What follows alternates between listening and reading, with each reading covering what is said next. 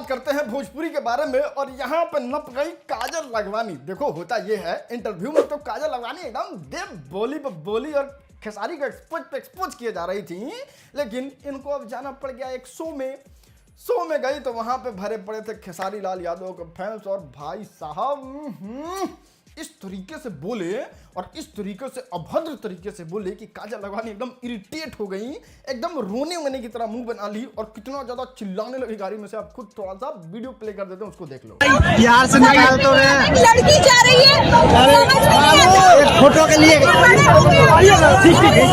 Madam जी, ये तो बोलने से पहले सोचना चाहिए कि खेसारी फैंस का पावर पूरा दुनिया में बा। देखो भैया, कुल मिला के इतना ही समझ लो, भोजपुरी के सारे हीरो जो हैं वो पवन सिंह बनना चाहते हैं और भोजपुरी की सारी हीरोइन जो हैं वो बनना चाहती हैं अक्षरा सिंह द शेरनी। पहले समझना चाहिए था ना खेसारी के फैंस का जलवा कितना है। इस तरीके से बोलने से पहले हाई परिणाम के बारे में तो सोचना चाहिए।